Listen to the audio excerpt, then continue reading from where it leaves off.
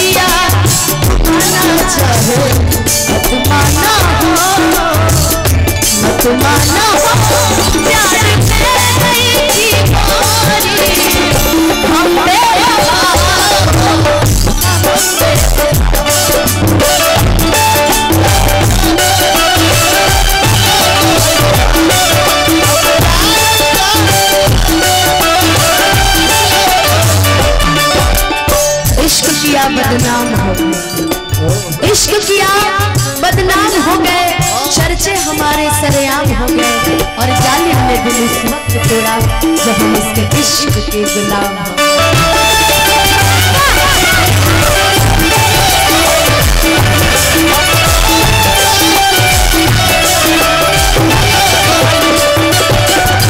एक बात बताओ, जब तू प्यार हमारा से करत रहलू शिवानी दीदी, जब तू प्यार हमरा से करता तो मुकेश राय कहाँ से आगे बीच में बड़ भाई हम तोहरो बड़ भाई लगे के चाहे गोड़ लागू तारा दिया ही है। चिंता मत कर, हम जब प्यार के बदले बता दिल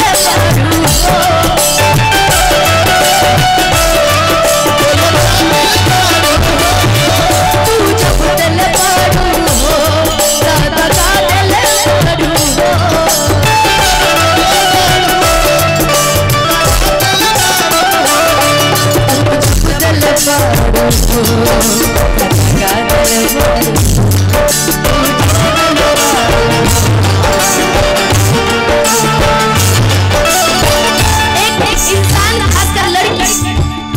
बर्दाश्त कर सकती है, सब कुछ दुनिया से लड़ सकती है प्यार के लिए, लेकिन अपने जीवन में 100 बर्दाश्त नहीं कर सकती। जौना दिन सौता ना जाइनू तौना दिन उनकर गर्दन हमार तलवार काट के पीक देव ना तो छोड़ दे। ना जियो ना जिए देव। तलवारों का चलावल इन्हीं का देन है, इन्हीं का ब्रेकअप होने ही नहीं देते हैं, सीरियस मूड से हटा देते हैं ना जी। हो याद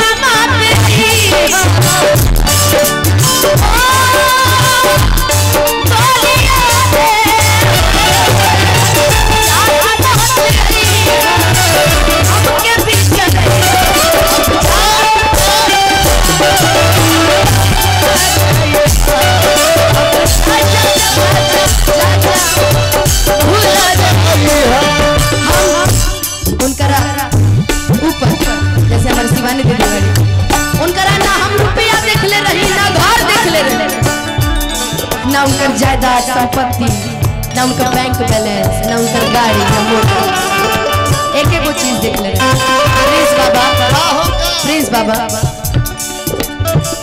यारा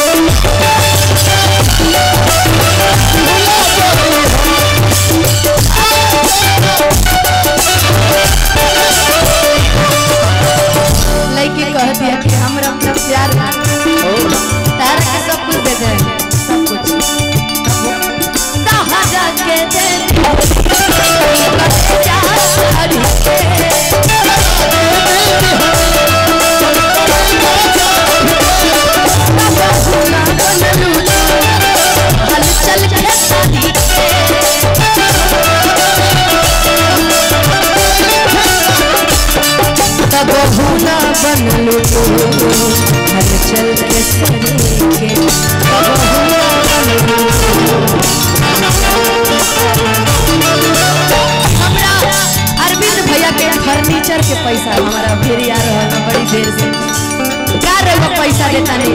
हमारा बिहार में एक set double bed sofa set सब किन दे।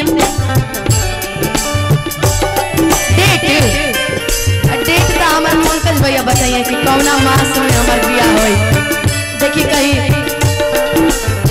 कौन कहल जाला जौना मास में बियाह ना होला हाँ ओमे ना हमार बियाह लग जाओ। कार्तिक में दुल्हावो पगले है कुछ रखे है तनी मनी गुस्सा दे जाला। ओ चाहत ले गई हां हम के पियई हां चाहत ले गई हां हम के पियई। आज के जमाना में अगर दो लोग अलग हुई है ताने दीदी तो दुनिया मजा लेवेला। यही से हम कहते हैं कि तोहरा से साथ जब छुट्टी ओ दुनिया का मजा लूटी। तोहरा से साथ जब छुट्टी ओ दुनिया का मजा लूटी। तू चली जाई कई के हमरा दिल के टूटी भइलु कहिया इंदा सया